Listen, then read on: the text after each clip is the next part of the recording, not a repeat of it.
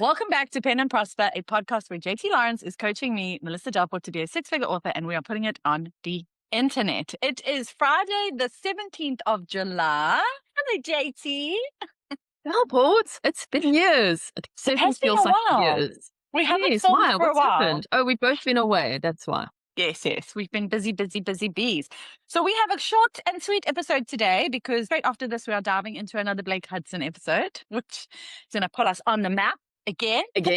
So we are just going to be talking a little bit about written word media today and their new author rating scale. I don't even know, what would you call it? It's like the author-bish scale, but it's different. We're just going to be quickly discussing the results of written word media's latest author survey. Okay. It's not just about promos. It's a whole lot of stuff. So it won't take too long, but it's interesting, I think. It is super interesting. And we've both just had written word media promos, so we can also chat about that. Before we do that, we have 3 new subscribers. We have Rupert Colley, we have Jason Ayres, and we have Kim Muspratt. Welcome to the Pen and Prosper family. I do think all 3 have found their way into the Facebook group. But if not, we have a Facebook group on Facebook. I do it every time for our paid subscribers where you have more access to chat and engage. And we also do the monthly Facebook catch-up meetings that everyone's invited. Our editor extraordinaire, Elise, thank you as always. And to our sponsor, Vellum, for the book formatting software we could not live without. Thank you, Vellum. If you want to try Vellum, you can use this link, www.vellum.com/pen and prosper. Yes, and that lets them know that you heard about them here. Exactly. Oh, you know what we always forget to say is how to become a paid sub. Because we always say thanks to paid subscribers, but we never say how you can. And it's not yet possible on YouTube because you're not quite at the monetization level yet. We're very close. But if you would like to support the show, we are on Substack. So you can help us out there. Thank you very much. Yes. And we are closer. We are creeping. Thanks to this incredible lineup of guests we've had over the past few weeks, we are creeping very close to monetization on YouTube. Especially so that's going to be so cool. Blake especially, and also Michael Cheney's episodes just taken off. Have done like so well. 17,000 views now. It's insane. Michael Cheney is all over my Facebook feed with his videos, and they are hilarious. The last one, he zapped the crowd, and I was there for it. I was there for it. Okay, so let us discuss written word media. So first up, we both recently did written word media promos. I ended up getting over 500 subscribers per promo. I did 2, one for urban fantasy, one for romance. In fact, I got the exact same number for both. If I didn't, if I was a cynic, I would have thought that they actually just faked the whole thing, because what are the chances? It was like something like 563 subscribers. Okay. But they were not all the same people. It's fine. It is legit. And obviously quite a few unsubscribes, but not terrible. The unsubscribe rate was not terrible. So my mailing list has grown substantially. This isn't a regular price promo. It's called the Subscriber Surge giveaway. And you can sign up and you get fresh subscribers to your list, which is great. And how many did you get? And have you added them? 550-ish for the first one, over 700 for the second one. And I've booked my third one starting on the 1st of August. So the same genre? Same genre, different book. Oh, wow. There will obviously be overlap. Yes. I don't really mind until I don't see fresh subscribers coming in. I think it's worth it. Yes, 100%. Because it's not expensive. It wasn't like an expensive promo. It's like $100 and something, I think. Yeah. Definitely worth it. Yeah. I mean, I'd pay $1 per subscriber any day of the week. Yes. Yeah. Okay, great. I've got that automation flow that I'm still actually working on, but I have like 8 emails now in that flow. So I feel like I'm actually doing something with the subs. It's not just like building numbers on a sheet that I'm never going to do anything with. 100%. Yeah, I must say we've done also a huge thing with my mailing list in different sections and the audio on YouTube, and so it's really feeling like it's a tool now, not just a list, like you say, a list of names. How's your aim of 10,000 subs going for this year? Okay, so also that is a good point, because for any subs who want to come and join us on the word wall sheet, we put it into our show notes, don't we? But we also have a race. JT and I are racing to, there's actually a few racing to mailing lists now. There's 6 of us. Oh, that's good. And there are just 2 of us on the reader group battle. So we have a reader group battle to see who can grow their reader group on Facebook. And then we have the mailing list battle. So I'm sitting at, it took me trash tier. You're on trash tier. So you have made 12.15% progress. I'm 8.15. So I've gained 815 new subs and you 1215. Okay, you're close. That's a lot of people. And stuff. Okay. So did you. Yes, but mine are a bit slower. I think overall my Facebook ads were much smaller. So obviously the amount of people reading my stuff is less. So that growth will be a little bit slower. I'm okay with that. Paula, I see Paula's coming in now. Paula's entered the chat. Nice, Paula. And then the new, let's see. Are you also beating me on the reader group battle? Well, JT, did you wake up this month and choose violence? I think it was last month. Okay, so let's get to the content that we were going to discuss. So the Written Word Media sent out a reader survey. Yes. That was super interesting. I can read this. It says, we wanted to know how authors are doing halfway through the year, what's working, what's challenging, right? This year's survey drew responses from 582 authors across a wide range of genres, experience levels, and income brackets. The answers were thoughtful, and this is what the results were. Sorry, so it was an author thing, not a reader. Yeah, author survey. Okay, so the 4 income tiers that they divided the results into are: 1, just starting out, that is less than $500 a month. So for our fish scale, that would be plankton and prawn, right? Mm-hmm. Then the next one, building momentum, that is trout to rainbow trout, I think. So that's from 501 to 5,000, maybe. I've actually got it. Do you want me to have a look? Yeah, it might help. So that second one is, I thought you would have had it in your brain. To $2,500 a month. Yes, 500 to 2.5 is building momentum. Yeah. So what was your lobster trout? Lobster and trout. And then got traction is trout to rainbow trout, right? Yes. $2,500 to $10,000 a month. Yes. And then living the dream, they've got 10,000 plus a month. So I would say that got traction is up to 9,999 because when you hit 10,000, you technically become a salmon. Yeah. Okay. Yeah. Salmon is my goal. Yes. My next goal.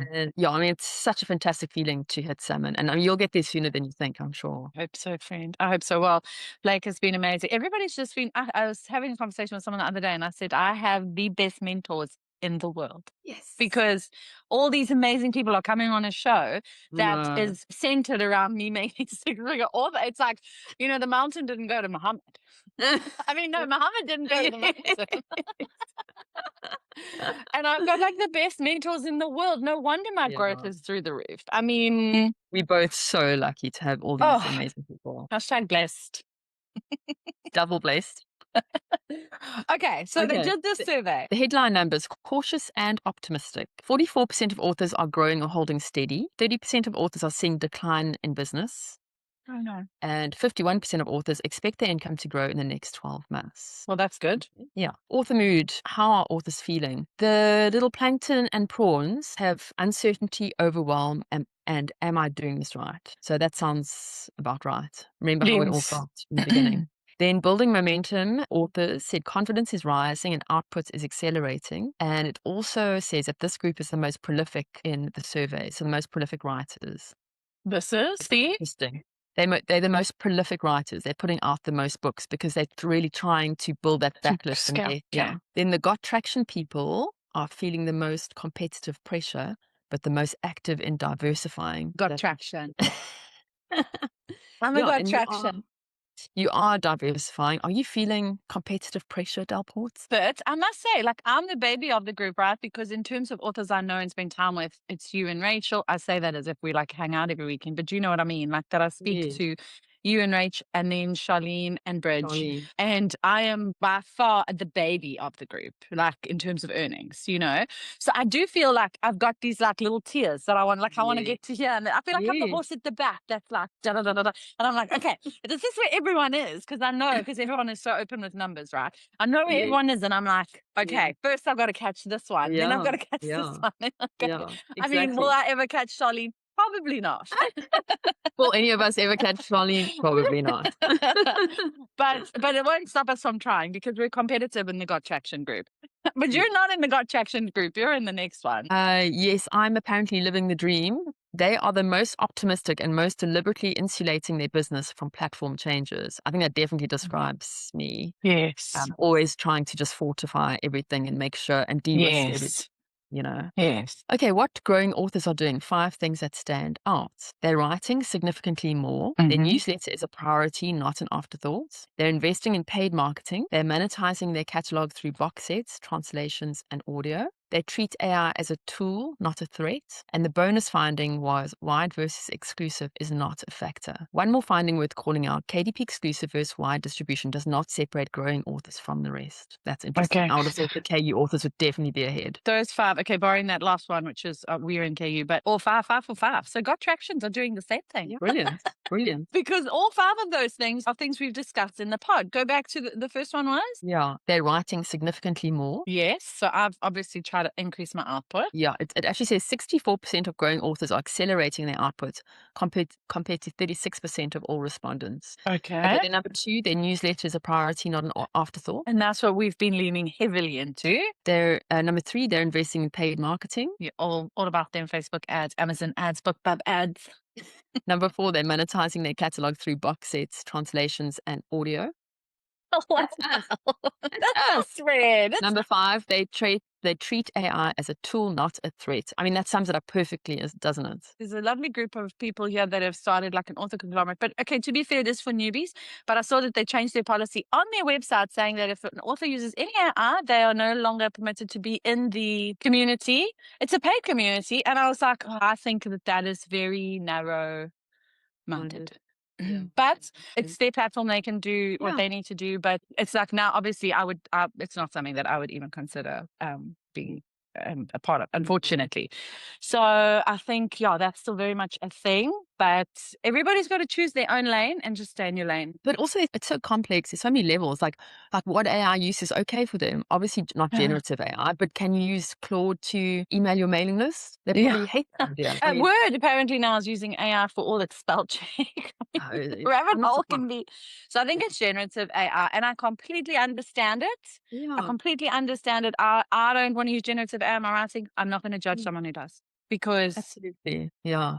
It's a tool that they're using. And Mark, you don't know. You said this to me famously in one of our earlier episodes. Never say never, Delport. Never say never. And I think the people that are dying on the hill are going to, in a year's time, be like, maybe I shouldn't have leaned so hard. It reminds me of in the early times of self-publishing, where it was so taboo to self-publish. And people like me didn't want to get involved because it was like we didn't want to smear our reputation. Like, I'm a paper writer, I don't self-publish.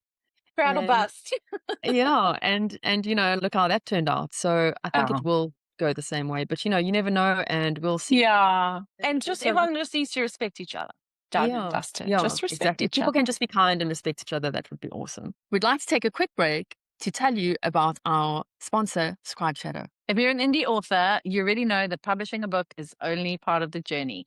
Reaching readers in new markets is where things get really exciting, but translations have traditionally been expensive, time-consuming, and honestly, a little overwhelming. Which is why JT and I both use Scribe Shadow. We originally started using it for our translations, and it quickly became one of the tools we can't live without. Personally, I started translating my books in May last year, and my income skyrocketed. Scribe Shadow saves us time. The workflow is simple, and best of all, it's affordable.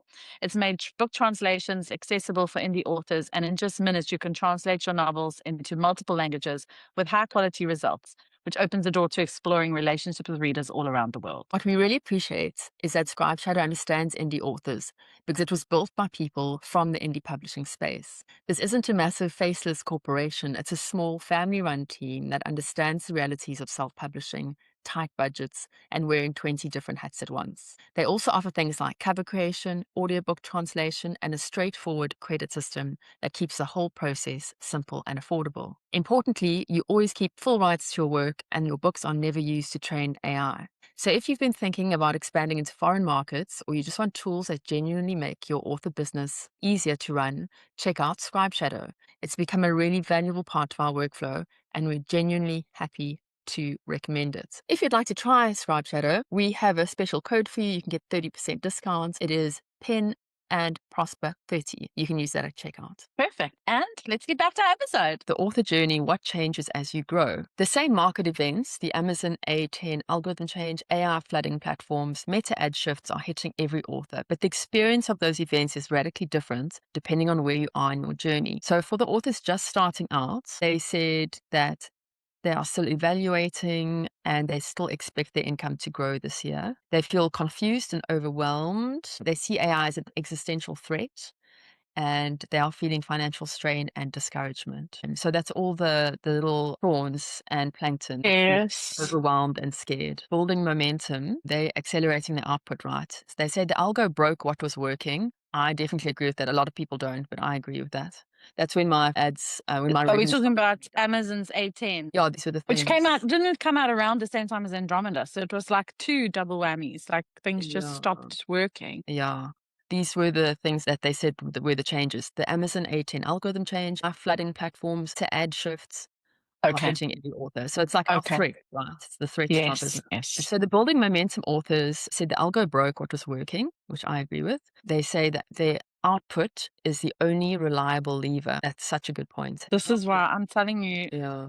I've always said this, the authors that are doing really well on Facebook ads often have, along with that, have this rapid release formula and they're just killing it. Yeah. I mean, it doesn't even have to be rapid release because I don't like toxic productivity. I really don't want to encourage. It doesn't have to be a book a month. Those authors who have a book a month are like doing so well and I wish I could be like that, but I can't. But yeah, just as you say, consistent outputs, like put out 4 like if you're not releasing it in 6 months, which is sometimes what happens to me, I think you just and I've heard that thing that after a month is when you start to see the slide. The cliff, it's real. Even when my sales were doing really well, I saw that that drop because as soon as the box sets became like old in Amazon's eyes, like 6 weeks old or whatever, they stopped pushing them as much. And then I had to like pile on more Facebook ads. So it was like this thing trying to keep the momentum going. And eventually the translations made such a big difference in my business because my US income was slowly sliding and the translation just popped up. But now they've all kind of slid because now they're old. If you like keep that front list going, as we know, front list sells backlist. Hey? Okay, they see AI as a threat, AI as threat plus cautious tool. Sorry, I don't understand that. Let's just read it. Mid-tier authors are beginning to use AI for ad creative and covers while still frustrated by AI-generated competition. In other words, they're like, AI has helped me design ad campaigns, but AI slop is clogging the market. Okay, so it's a double-sided sword. Yeah, I kind of agree with that, except that I do believe everything bad will sink to the bottom. It just might take time. And I also think this whole tidal wave I think it's going to die down when people realize you can't make money like you thought you could, because you're not going to have read through. You might get that first sale if you're really good at Facebook ads, and you're not going to get read through. You're going to get returns. Yes. It'll And sink. I think that writing books using AI is probably a lot more difficult than it seems. Like when I hear the process of, some of the authors we know who write with AI, it seems awful. Like I really, I don't want to do all that work. I don't do all that work setting up and prompting and guiding. No, it's like, I don't think it's definitely not just a case of, hey, write me a book. It's like a whole, and I think that takes the joy. That's going to take the joy right out of the process. I think it's a novelty and people are trying and testing and I think it will die down. Yeah. I mean, it's interesting because AI will improve over time and these people will also improve with their prompting and stuff over time. So it'll be very interesting. But like, it's just at the moment, it's just not for me. Like I see it as like a really grudge work that I really don't want to do. I'd much rather sit and write a chapter on my own and like get all the surprises and stuff that comes with writing. Like, I love that. I can't believe he did that. I can't believe my character that I created and wrote did that. That's nuts. I think filmmakers are having... Do you think filmmakers are having the same sort of like thing about AR video? Must be. I think they must be very excited about AR video because before they couldn't make certain films because they lacked budget, but now budget doesn't matter. True story. So it's incredible. So I think like the real ambitious filmmakers are gonna go crazy. I think it's going to be amazing. And again, I don't think it'll be for writing. I think it'll be for what AI is really good at, like generative images and that kind of thing. Like I wouldn't like to watch a movie acted by AI, but we could have human actors and then this like amazing CGI vibe that's like Because my best drama wave and my real shorts and my drama box, that I love to watch. My mindless soap operas that I love to watch. Yeah. Those are being flooded with AI video. Yeah. And as soon as I see it, I turn it like I have no interest in watching it. They're terrible. They really are terrible. And I'm like, ew, drama box. I expected more. Yeah. No, like Melissa. it's like the uncanny valley thing, right? Like if you see AI, you're like, ew, like you don't want it. Like, I don't want it. I get the no feeling. So I think they'll sink to the bottom too. Yeah, let's hope. Let's hope. Got Traction Group said that they are seeing real financial damage from A10. Okay, that's me too. That ACX royalty restructuring compounds the problem. The ACX royalty change thing has been really bad. And now they're rolling out the listen all you like thing. And that's also bad. A lot of people I can't have ACX being in South Africa. I can't have Audible. So that doesn't affect me at all. Maybe that's a blessing. Yeah, maybe it is. And then pivoting to direct and Kickstarter. So again, that's me, right? Yes. Authors who have lost faith in Amazon and Meta are moving towards owned channels, Shopify, PayHip, Kickstarter, as both hedge and primary growth strategy. And someone said Kickstarter has been the biggest positive for me. So that's awesome. Okay. That's good for you to know in the thick of it, in the trenches. Okay. Then the Living the Dream group. So that's in theory you. No, Living the Dream is me, supposed to be, yeah. But you're identifying a lot with Identify a lot with the thing, yeah. Living the Dream, top earners are the most confident, but not untouched by industry changes. So let's see what they say. Adapting and insulating by choice. Diversification is a strategy, not a reaction to crisis. I'm doing what I want regardless of industry changes and working to further insulate myself from the fluctuations. So I'm not quite there yet. It definitely dented my business. And my fortification, it was not a reaction to the crisis. I did start it before all this stuff happened because I kind of saw the writing on the wall, but I was not fortified in time to save my revenue where it was at its highest. But that's also, I mean, that makes sense. You can't always stay at that high level that you hit after big launches like that. Well, you can. You might just be a lot more grey.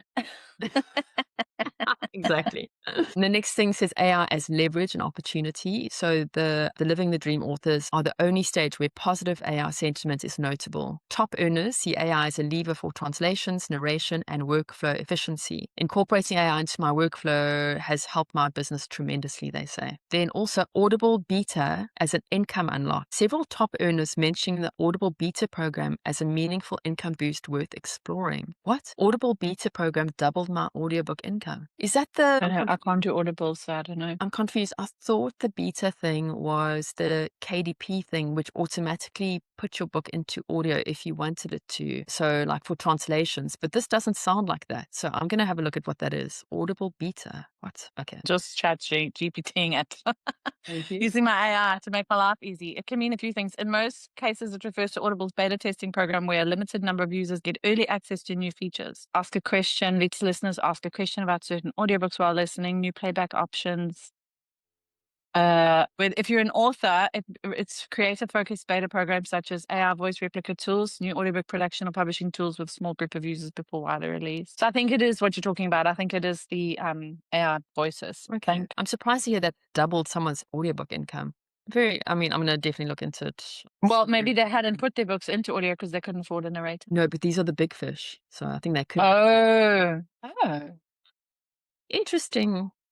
Very interesting. Okay. And then it says AI, the great divider. We won't spend time on this. It just said the people starting out saw it as an existential threat. The building momentum authors got traction, and the living the dream was using it for leverage and opportunity. I think that's brilliant. I can absolutely believe that of all three of those groups of people. Yeah. Then what marketing tactics are working in 2026? Author newsletter scale. This is a lot of percentages and stuff that's not great for reading out on a podcast, but basically it's author newsletter, promo sites, Facebook and Insta organic, Amazon ads, Facebook ads, newsletter swaps, giveaways, events, TikTok, and Meta ads. Those were read in order of importance. Giveaways and events are the only two things I don't think we've covered on this podcast. Yeah, maybe we should do that. Yeah. Okay, the takeaway, a tale of two author experiences. Basically, one of the clearest takeaways from the survey is that there isn't one universal author experience right now. There are two. For roughly a third of authors, 2026 has been difficult. Sales are down, marketing feels less effective, and the path forward is uncertain. Those challenges are real, and they're reflected throughout the survey. At the same time, there's another group of authors telling a very different story. About half report that their business is stable or growing, and half expect their income to increase over the next year. What's striking is that these aren't just different points along the same spectrum. Authors in today's market often seem to be having fundamentally different experiences. When we look more closely at the authors who are optimistic about the future, a few patterns emerged.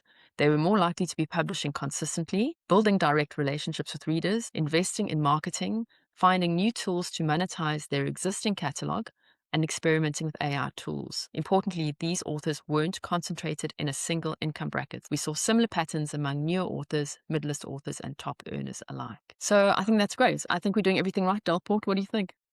100%. It's so nice. It's almost like validating. It's like, oh, we did that. It Oh, we is spoke about that. validating. Oh, we did this. Yeah. So Yeah. I do think it's funny because if we had had this exact conversation 16 months ago, it would have looked very, very different for me. Very different. How much we've grown, hey? Yeah, big time. I'm so grateful. Like I'm feeling, and I do feel like a lot of that is you and me. Like you've had some issues and had to pull back, and I'm feeling positive. But remember, I think maybe because I kind of grew up as an author in the time of Andromeda, it didn't affect me as badly because I didn't know any difference. Yeah. Whereas for you had to pivot, like you were used to doing something a certain way. So, because remember, I always said, like, but Andromeda didn't do anything. Also, maybe it didn't affect smaller earners as much. Yeah. I mean, it didn't affect me as much as the losing my Facebook ad affects my ad account. Can't believe it. And you haven't got it back, eh? I've got an account that I can work with.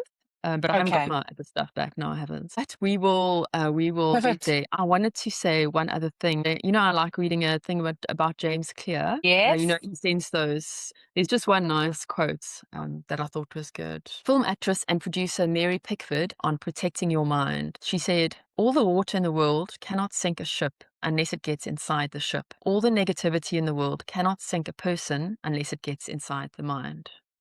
I love that. It's great, hey? Just a reminder for us all to stay positive and keep going and be resilient. And life is going to keep throwing curveballs at us no matter how well we think it's going. And we're going to be fine. We can handle it. 100%. 100%. And actually, I think that's also about the guests that we've had recently. They've all just been such positive. It's really rubbing off. Like, I just feel like it's just been like such a positive space. Yeah, it has been. Yeah. And it's definitely affected my, like, I think of the future and I'm excited. I'm like, oh, I'm going to try this. I'm going to do this. I'm going to get there. And I'm going to, you know. Yeah. Yeah. Oh, JT, walking so I could run. I love it. It's a great place to be. Okay. So let's just say bye because we've got Blake coming in now. Okay, bye. Okay, bye. Before we go, we'd like to say a huge thank you to our paid sponsor, Vellum, the book formatting software that we could not live without. If you would like to try Vellum and let them know that we sent you, please visit tryvellum.com/pen and prosper.